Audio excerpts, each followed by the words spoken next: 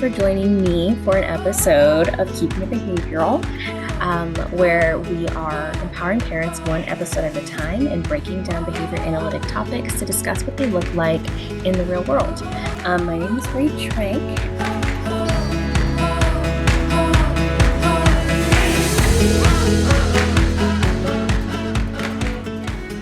And today I am attempting a solo episode, which is very new. And I'm going to be exploring an important question of what is autism?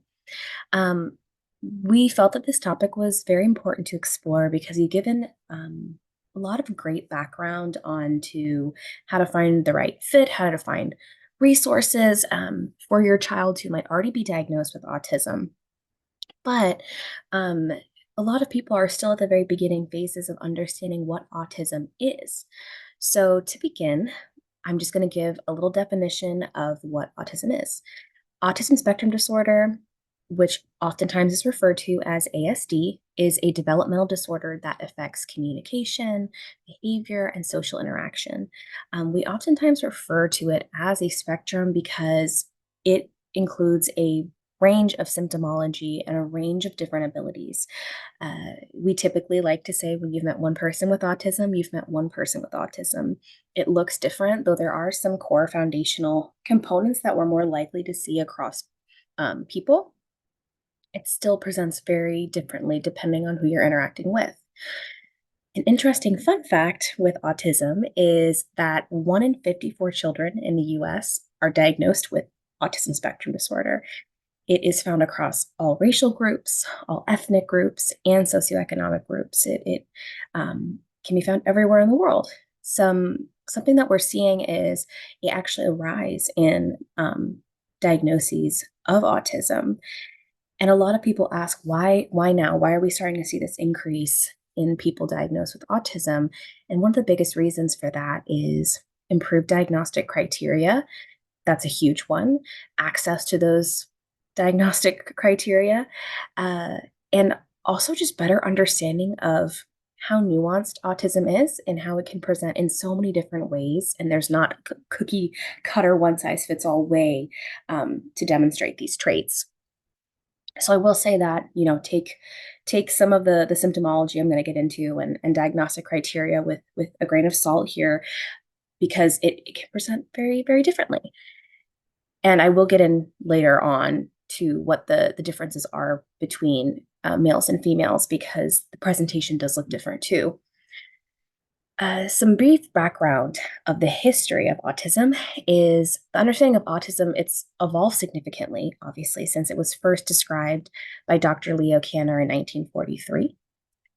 It's, early views often misunderstood what autism was. And today, there's a big discussion around it being a spectrum with diverse presentations.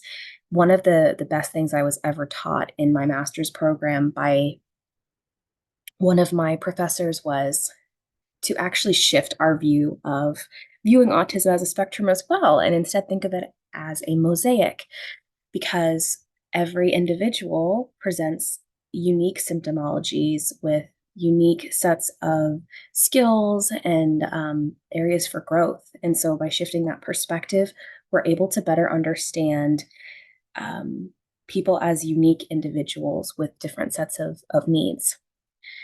So now that we kind of have a background understanding of the core definition of what autism is, I wanted to kind of break down some general symptomology that we see.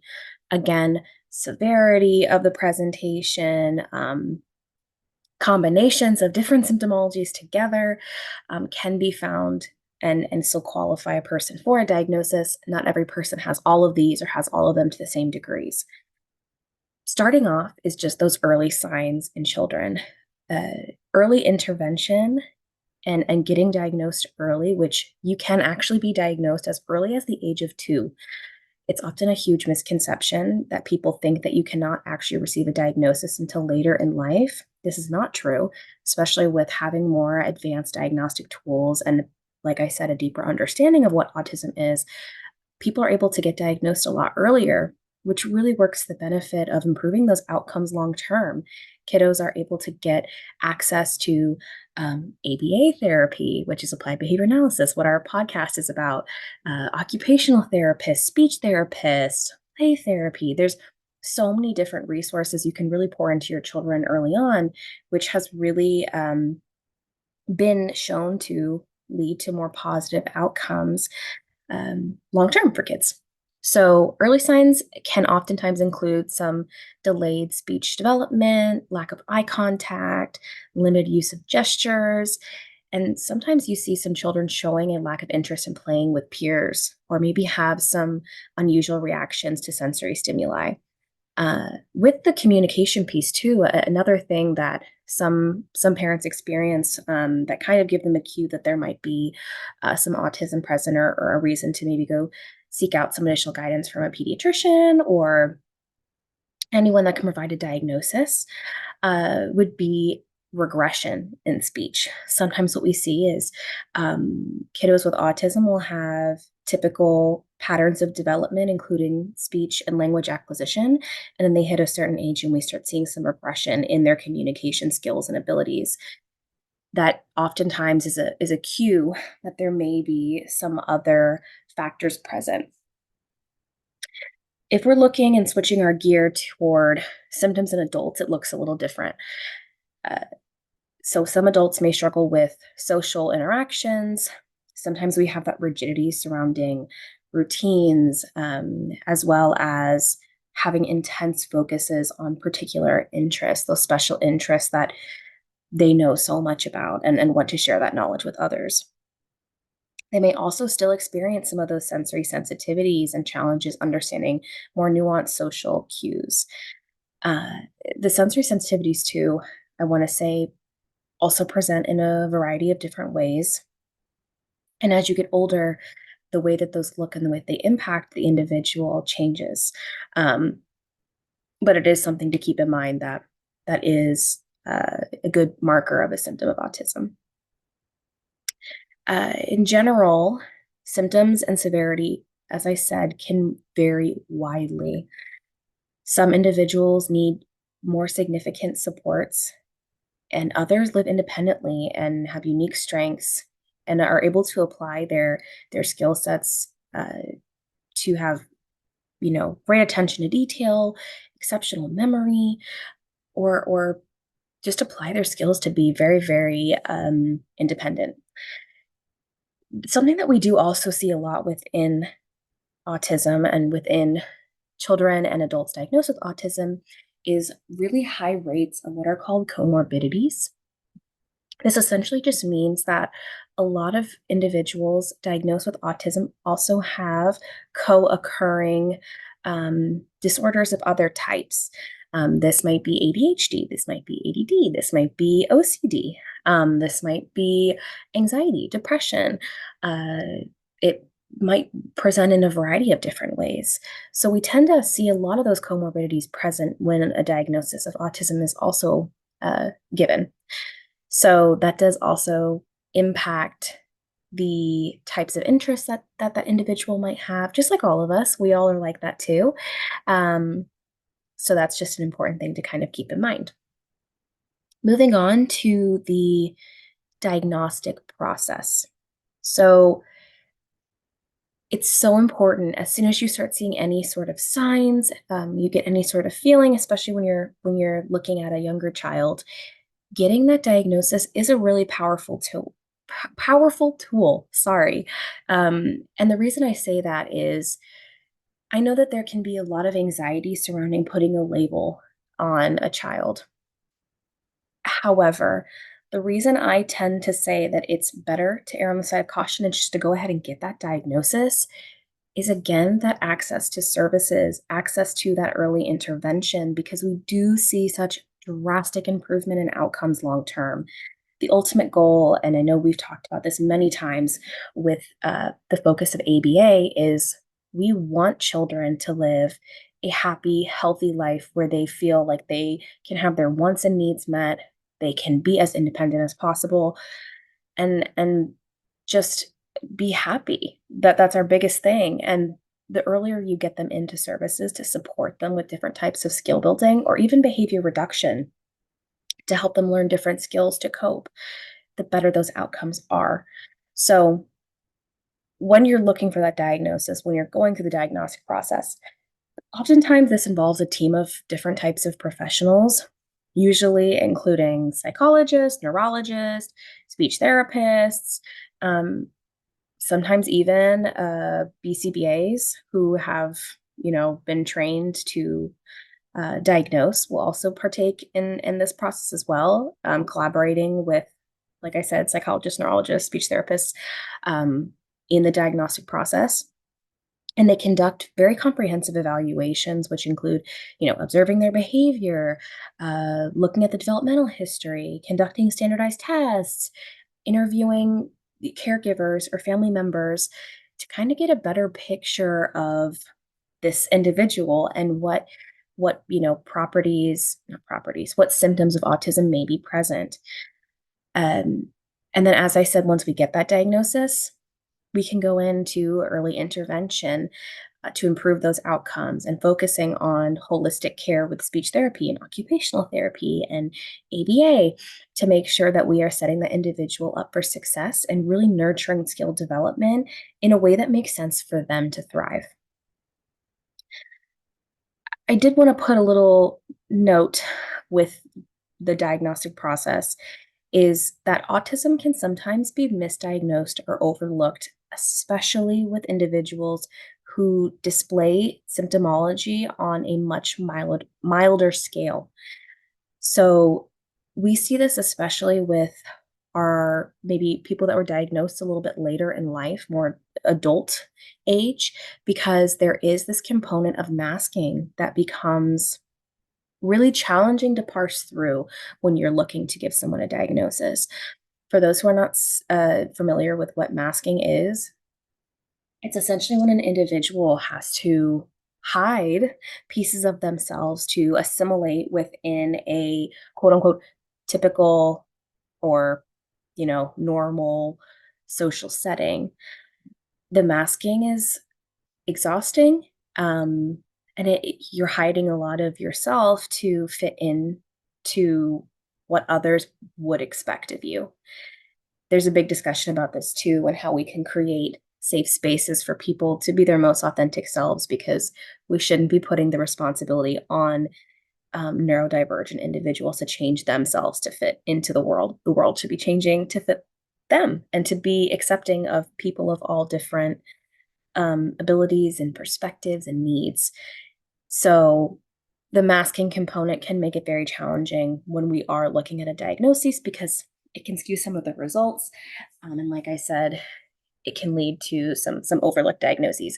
We also are seeing too a disproportionate amount of men over women being diagnosed with autism, and that also has to do with differences in presentation based on gender. There's a lot of variables. We've come a long way within recognizing what autism is, the different ways it can present, but there's still a long way to go in making sure that we are recognizing some more of those nuanced pieces of how we can catch those early signs of autism. I did also want to just add a little misconceptions category to talk about with you guys today, and just some common myths and just general misunderstandings that we often hear. Um, One of the myths, and obviously there are many misconceptions about autism, is the idea that all individuals with autism are nonverbal or they don't have empathy. And I wanted to just immediately just dismiss that. Um, Obviously, autism prevents very differently in each person.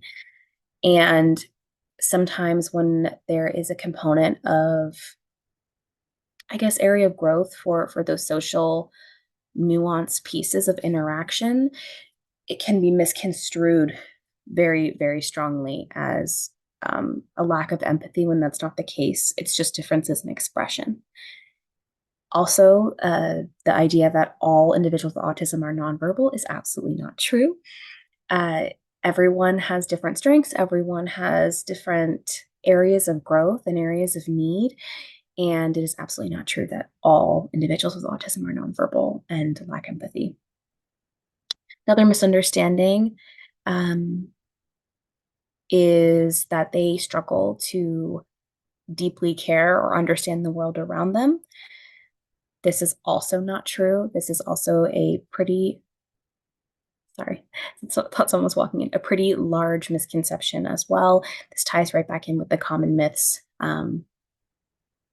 People with autism are just it's the same thing as every person in the world, right? Everyone is so different. Everyone has different ways of relating to those around them, and these sweeping generalizations are really harmful, and something that I think we as a larger scale society need to address to make sure that we are being as inclusive um, as possible, and actually talking to individuals who have autism who can tell you about their experiences.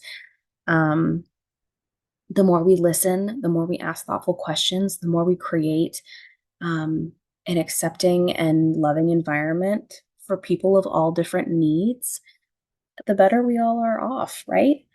Um, anyway, that's my little soapbox, but uh, I know that was kind of rapid fire, but I just wanted to get on here and just talk about some of the basics with autism. I know this is not like an in depth discussion about how it's diagnosed. I'm not a diagnostician. I cannot diagnose myself, but obviously, having worked very closely with this population and being a behavior analyst, we obviously do know what we're looking for, but if you have any specific questions or any, let's say you're a parent listening to this and maybe you yourself are wondering about your own child, please go speak to your primary care physician. Look up different diagnosticians in your area. Sometimes you can find them through ABA providers to get that diagnosis.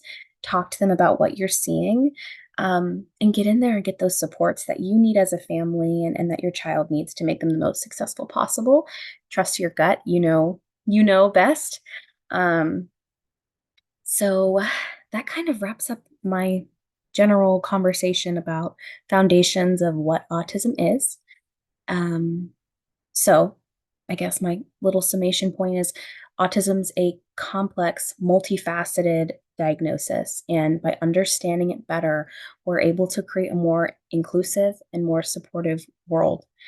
Um, if you are curious about any sort of autism research or advocacy, I am going to be linking in the show notes.